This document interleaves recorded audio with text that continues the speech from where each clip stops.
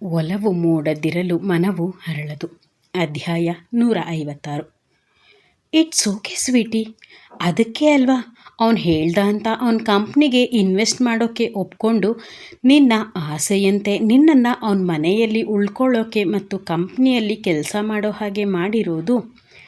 ನಿನ್ನಿಷ್ಟದ ಹಾಗೆ ನಿಂಗೇನು ಬೇಕೋ ಮಾಡು, ಆದರೆ ಅವಳು ಮಾತ್ರ ನನ್ನ ಪ್ರೀತಿಯನ್ನು ಒತ್ತು ಹೋದ್ಲು ಅಲ್ವಾ, ಅವಳನ್ನು ಮಾತ್ರ ನೀನು ಸುಮ್ಮನೆ ಬಿಡಬೇಡ ಅಂತ ಹಲ್ಲು ಕಡ್ದ ಅವನು.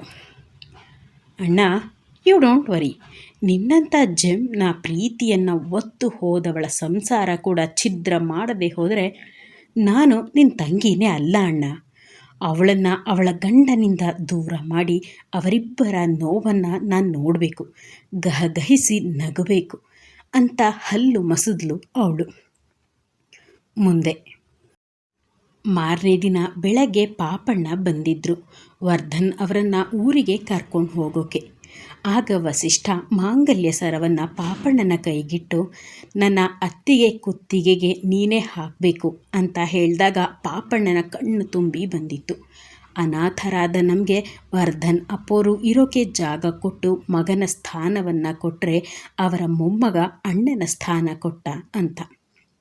ಅಯ್ಯೋ, ಇದೆಲ್ಲ ಯಾಕೆ ವಸಿಷ್ಠ ಅಂತ ಕೇಳಿದಾಗ, ನನ್ನ ಅತ್ತಿಗೆ ಕರಿಮಣಿ ಸರದಲ್ಲಿ ಇರಬೇಕಾ ಹೇಳು, ನಾನೇ ಕೊಟ್ಟೆ ಅಂತ ಹೇಳಿ ಕೊಡು ನೀನು ಅಂದಾಗ ಪಾಪಣ್ಣ ಒಮ್ಮೆ ವರ್ಧನ್ ಅವರನ್ನು ನೋಡಿದ್ರು. ಅಯ್ಯೋ, ಇದರಲ್ಲಿ ನಂದೇನೂ ಇಲ್ಲಪ್ಪ, ನೀನುಂಟು ನಿನ್ನ ತಮ್ಮ ಉಂಟು ಅಂತ ಹೇಳಿದ್ರು ವರ್ಧನ್ ತಾತ. ಪಾಪಣ್ಣ ಆ ಮಾಂಗಲ್ಯ ಸರವನ್ನು ಕಣ್ಣಿಗೆ ಹೊತ್ಕೊಂಡು, ಆಯಿತು, ಇದನ್ನು ನಿನ್ನ ಅತ್ತಿಗೆಗೆ ನೀನು ಕೊಟ್ಟೆ ಅಂತಾನೆ ಹೇಳ್ತೀನಿ ಅಂತ ಅಂದ ಪಾಪಣ್ಣ. ವರ್ಧನ್ ತಾತ ಮತ್ತು ಪಾಪಣ್ಣ ಇಬ್ಬರು ಕಾಶೀಪುರದ ಕಡೆಗೆ ಪ್ರಯಾಣ ಬೆಳೆಸಿದ್ರು. ವಸಿಷ್ಠ ತನ್ನ ಮನೆಯ ಡ್ರೈವರ್ಗೆ ಹೇಳಿ ಅವರನ್ನು ಸೇಫಾಗಿ ಬಿಟ್ಟು ಬರುವಂತೆ ಹೇಳಿದ್ದ. ದಿನಗಳು ಎಂದಿನಂತೆ ಸಾಗಿದ್ವು. ಜ್ಯುವೆಲರಿ ಶೋರೂಮ್ ಓಪನ್ ಆದ ದಿನದಿಂದ ಸೂರ್ಯನಾರಾಯಣ್ ಅವರು ಅಲ್ಲಿಗೆ ಹೋಗೋಕೆ ಶುರು ಮಾಡಿದರು. ಈ ಮೊದಲೇ ಬಿಸಿನೆಸ್ ಫೀಲ್ಡ್ನಲ್ಲಿ ಸಿಂಹನಂತೆ ಮೆರೆದಿದ್ದ ಸೂರ್ಯನಾರಾಯಣ್ ಅವರಿಗೆ ಫೀಲ್ಡ್ ಹೊಸದಾದರೂ ಅದಕ್ಕೆ ಬೇಗ ಹೊಂದ್ಕೊಂಡಿದ್ರು.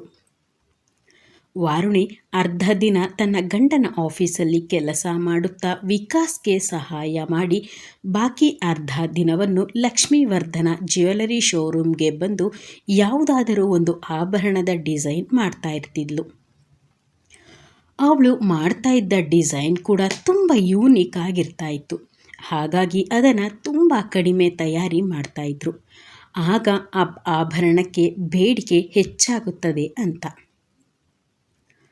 6 ಗಂಟೆಗೆ ಮನೆಗೆ ಬಂದು ರಾತ್ರಿ ಅಡುಗೆ ಮಾಡಿದ್ರೆ ವಿಕಾಸ್ ಮತ್ತು ವಾರುಣಿ ಇಬ್ಬರು ಒಟ್ಟಿಗೆ ಕೂತು ಅಂದಿನ ದಿನದ ಬಗ್ಗೆ ಮಾತನಾಡುತ್ತಾ ಊಟ ಮುಗಿಸಿ ಸ್ವಲ್ಪ ಹೊತ್ತು ರೊಮ್ಯಾನ್ಸ್ ಮಾಡಿ ಮಲಗ್ತಾಯಿದ್ರು. ಒಟ್ಟಿನಲ್ಲಿ ಇಬ್ಬರು ತುಂಬಾ ಖುಷಿಯಾಗಿದ್ದರು. ಸುನಿಲ್ನ ನೆನಪನ್ನು ಮರೆಸುವಲ್ಲಿ ವಿಕಾಸ್ನ ಪ್ರೀತಿ ಯಶಸ್ಸು ಸಾಧಿಸಿತ್ತು. ಅದಿತಿ ಮತ್ತು ವಸಿಷ್ಠ ಕೂಡ ಅವರದ್ದೇ ಪ್ರಪಂಚದಲ್ಲಿ ಇದ್ದರೂ ಕೂಡ ಮನೆಯ ಜವಾಬ್ದಾರಿಯನ್ನು ತೆಗೆದುಕೊಳ್ಳುವುದರಲ್ಲಿ ಅದಿತಿ ಎಂದಿಗೂ ಹಿಂದೇಟಾಕಿದವಳೇ ಅಲ್ಲ. ಬೆಳಗ್ಗೆ ಎದ್ದು ಎಲ್ಲರಿಗೂ ಅವರವರ ಪೇಯವನ್ನು ಕೊಟ್ಟು ವಸಿಷ್ಠನಿಂದ ಮುತ್ತಿನ ಉಡುಗೊರೆ ಪಡೆದು ತಾನು ಅವನಿಗೆ ಗುಡ್ ಮಾರ್ನಿಂಗ್ ಉಡುಗೊರೆ ಕೊಟ್ಟು ಮುದ್ದು ಮಾಡಿ ಬಂದು ತಿಂಡಿ ಮಾಡ್ತಾಯಿದ್ಲು.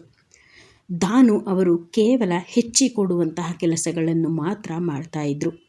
ಆದರೂ ಒಮ್ಮೊಮ್ಮೆ ಅವರೇ ಅಡುಗೆಯನ್ನು ಕೂಡ ಮಾಡಿಬಿಡುತ್ತಿದ್ರು. ದಾನು ಅವರಿಗೆ ಹೆಚ್ಚು ಹೊತ್ತು ನಿಲ್ಲೋಕೆ ಆಗೋದಿಲ್ಲ, ಮಂಡಿ ನೋವು ಎನ್ನುವ ಕಾರಣಕ್ಕೆ ಅಡುಗೆ ಮನೆಯನ್ನು ಸ್ವಲ್ಪ ರೀಅರೇಂಜ್ ಮಾಡಿಸಿದ್ದ ವಸಿಷ್ಠ. ಅಡುಗೆ ಮನೆಯ ಸ್ಟವ್ ಇಡುವ ಕಡೆಗೆ ಗ್ಯಾಸ್ ಕಟ್ಟೆಯನ್ನು ತಗ್ಗಿಸಿದ್ದ. ಅದು ಬೇಕಾದಾಗ ತಗ್ಗಿಸಿಕೊಳ್ಳಬಹುದು. ಆಗ ದಾನು ಅವರು ಚೇರ್ ಹಾಕಿಕೊಂಡು ಕೂತು ಅಡುಗೆ ಮಾಡ್ತಾಯಿದ್ರು. ಅದಿತಿ ಅಡುಗೆ ಮಾಡುವಾಗ ಸ್ವಲ್ಪ ಮೇಲೆ ಎತ್ಕೋಬೋದಿತ್ತು ಗ್ಯಾಸ್ ಸ್ಲ್ಯಾಬನ್ನು. ಅವಳು ನಿಂತು ಅಡುಗೆ ಮಾಡೋಳು. ಆದರೂ ಅವಳು ತಿಂಗಳ ಸಮಸ್ಯೆಯಾದಾಗ ಕೂತೆ ಅಡುಗೆ ಮಾಡುತ್ತಿದ್ಲು. ಅವಳ ತಿಂಗಳ ಸಮಸ್ಯೆ ಮುಗಿದ ನಂತರ ಅರ್ಬನ್ ಕ್ಲಾಪ್ ಅವರನ್ನು ಕರೆಸಿ ಅವಳೇ ಅಡುಗೆ ಮನೆಯನ್ನು ಮುಂದೆ ನಿಂತು ಸ್ವಚ್ಛ ಮಾಡಿಸ್ತಿದ್ಲು. ಯಾಕಂದರೆ ತನ್ನ ಅತ್ತೆಗೆ ಇದೆಲ್ಲ ಇಷ್ಟ ಇಲ್ಲ ಎಂದು ಗೊತ್ತೇ ಇದೆ. ಆದರೂ ಅವರು ಏನು ಹೇಳದೇ ಇದ್ದರೂ ಅವರ ಮನಸ್ಸಿನ ತೃಪ್ತಿಗಾಗಿ ಇದನ್ನೆಲ್ಲ ಮಾಡಿಸ್ತಾ ಇದ್ಲು. ಅದನ್ನು ಕಂಡ ಗಜಲಕ್ಷ್ಮಿ ಅವರು ಕೂಡ ಏನು ಮಾತಾಡ್ತಿರಲಿಲ್ಲ. ಯಾಕಂದರೆ ಮನೆಯಲ್ಲಿ ಎಲ್ಲರಿಗೂ ಅವಳ ಕೈ ಅಡುಗೆ ಒಗ್ಗಿ ಹೋಗಿತ್ತು. ಅವಳನ್ನು ಬಿಟ್ಟು ಬೇರೆ ಯಾರೇ ಅಡುಗೆ ಮಾಡಿದರೂ ಈಗೀಗ ಅವರಿಗೆ ಊಟ ಮಾಡೋಕೆ ಆಗ್ತಾ ಇರಲಿಲ್ಲ. ಅದಕ್ಕೆ ತಿಂಗಳಿಗೊಮ್ಮೆ ಮಾತ್ರ ಎಲ್ಲರೂ ಸೇರಿ ಹೋಟೆಲ್ಗೆ ಊಟಕ್ಕೆ ಹೋಗ್ತಾ ಇದ್ರು. ಆ ದಿನ ಚಿರಾಗ್ ಪರಮೇಶ್ ಅವರ ಜೊತೆಗೆ ಇಟಲಿಗೆ ಹೋಗುವ ದಿನ ಬಂದಿತ್ತು. ಅದಿತಿ ಅಂತೂ ಬೆಳಗ್ಗೆಯಿಂದ ಅಳುತ್ತಾನೇ ಇದ್ಲು. ಆದರೂ ತನ್ನ ಅಳುವಿನಿಂದ ನನ್ನ ತಮ್ಮ ಅವನ ಡಿಸಿಷನ್ನ ಬದಲಿಸಿದರೆ ಅಂತ ಬಲವಂತದಿಂದ ಅಳುವನ್ನು ತಡೆದು ಮುಖವನ್ನು ಸಪ್ಪಗೆ ಇಟ್ಕೊಂಡಿದ್ಲು. ಆದರೂ ಅದು ಚಿರುಗೆ ಗೊತ್ತಾಗದೇ ಇರಲಿಲ್ಲ. ಅದಿತಿಯ ಬಳಿ ಬಂದ ಚಿರಾಗ್ ಅವಳನ್ನು ಗಟ್ಟಿಯಾಗಿ ತಪ್ಕೊಂಡು, ಐ ಮಿಸ್ಡ್ ಯು ಅಕ್ಕ, ಬಟ್ ನಾನು ಪ್ರತಿದಿನ ನಿನಗೆ ವಿಡಿಯೋ ಕಾಲ್ ಮಾಡ್ತೀನಿ ಕಣೆ, ಪ್ಲೀಸ್ ನೀನು ಮಾತ್ರ ಈ ಥರ ಅಳಬೇಡ, ಸಪ್ಪಗಿರಬೇಡ. ಭಾವ ಏನಾದರೂ ನಿನ್ನನ್ನು ಈ ರೀತಿ ನೋಡಿದ್ರೆ ನನ್ನನ್ನು ಇಲ್ಲೇ ಉಳಿಸ್ಕೋತಾರೆ ಅಂತ ಹೇಳಿದಾಗ ವಸಿಷ್ಠ ಹಾಗೆ ಮಾಡಿದ್ರೂ ಆಶ್ಚರ್ಯ ಇಲ್ಲ ಅಂತ ಅಂದುಕೊಂಡ ಅದಿತಿ ಬಲವಂತದಿಂದ ನಗುವ ಪ್ರಯತ್ನ ಮಾಡಿದ್ಲು. ಎಲ್ಲರೂ ಡೈನಿಂಗ್ ಟೇಬಲ್ ಬಳಿ ಬಂದಾಗ ಎಲ್ಲರಿಗೂ ತಿಂಡಿ ಬಡಿಸಿ ತಾನು ಕೂಡ ಸೇರಿದಷ್ಟು ತಿಂದಳು ಅದಿತಿ. ಚಿರು, ಫ್ಲೈಟ್ ಎಷ್ಟು ಗಂಟೆಗೆ ಅಂತ ಕೇಳ್ದ ವಸಿಷ್ಠ. ಭಾವ, ಸಂಜೆ 4 ಗಂಟೆಗೆ ಅಂತಂದ ಚಿರಾಗ್. ಹಾಗಾದರೆ ಮಧ್ಯಾಹ್ನ 1 ಗಂಟೆಗೆ ಇಲ್ಲಿಂದ ಹೊರಡಬೇಕು ಅಂತ ಕೇಳ್ದ. ಹೌದು ಭಾವ ಅಂತಂದ ಚಿರಾಗ್. ಪರಮು, ಆಗಾಗ ಕಾಲ್ ಮಾಡೋ, ಸಾಧ್ಯ ಆದರೆ ವರ್ಷಕ್ಕೆ 1 ಸರ್ತಿಯಾದರೂ ಗೌರಿ ಗಣೇಶ ಹಬ್ಬಕ್ಕೆ ನಿನ್ನ ಮಗನನ್ನು ಕರ್ಕೊಂಡು ಬಾರೋ ಅಂತ ಕಣ್ಣೀರಾದರು ಸೂರ್ಯನಾರಾಯಣ್ ಅವರು. ಆಯಿತು ಕಣೋ ಸೂರಿ, ನಾನು ಬರ್ತೀನಿ. ನೀನು ನಿನ್ನ ಆರೋಗ್ಯದ ಕಡೆಗೆ ಗಮನ ಕೊಡು. ಮೊದಲಿನ ಹಾಗೆ ಬಿಸ್ನೆಸ್ನಲ್ಲಿ ಯಾರನ್ನು ಕಣ್ಣು ಮುಚ್ಚಿ ನಂಬಬೇಡ. ಒಮ್ಮೊಮ್ಮೆ ನಿನ್ನ ನೆರಳೆ ನಿಂಗೆ ಸುಳ್ಳು ಹೇಳ್ಬೋದು ಅಂತ ಸಲಹೆ ಕೊಟ್ಟರು ಪರಮೇಶ್. ಹಿಂದೆ ತಮ್ಮ ಮಲತಾಯಿ ಮಗ ಮತ್ತು ಮಗನಿಂದಲೇ ಅವರ ಜೀವನ ಹಾಳಾಗಿ ಹೆಂಡತಿ ಮತ್ತು ಮಕ್ಕಳು ಕಷ್ಟ ಅನುಭವಿಸುವಂತೆ ಆಗಿದ್ದನ್ನು ನೆನೆದು. ಇಲ್ಲ ಕಣೋ, ಈಗೆಲ್ಲ ಹಾಗೆ ಮಾಡೋದಿಲ್ಲ.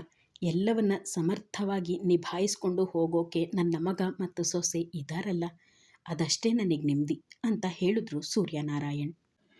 ಎಲ್ಲರೂ ಮಧ್ಯಾಹ್ನ 1 ಗಂಟೆ ಅಷ್ಟರಲ್ಲಿ ಏರ್ಪೋರ್ಟ್ ತಲುಪಿದ್ರು. ಚಿರಾಗ್ ಕೊನೆಗೂ ತನ್ನ ದುಃಖವನ್ನು ಮರೆಮಾಚಲು ಸೋತವನು ತನ್ನ ತಾಯಿಯಂತಿದ್ದ ಅಕ್ಕನನ್ನು ಗಟ್ಟಿಯಾಗಿ ತಬ್ಬಿ ಬಿಕ್ಕಿ ಬಿಕ್ಕಿ ಅತ್ತ. ಅದಿತಿಯು ಇದಕ್ಕೆ ಹೊರತಾಗಿರಲಿಲ್ಲ. ಎಲ್ಲರಿಗೂ ಅವರ ಬಾಂಧವ್ಯವನ್ನು ಕಂಡು ಕಣ್ಣು ತುಂಬಿತು. ಚಿರಾಗ್, ನಿನ್ನ ಅಕ್ಕ ತುಂಬ ಅಳ್ತಾ ಇದ್ದಾಳೆ ಕಣೋ.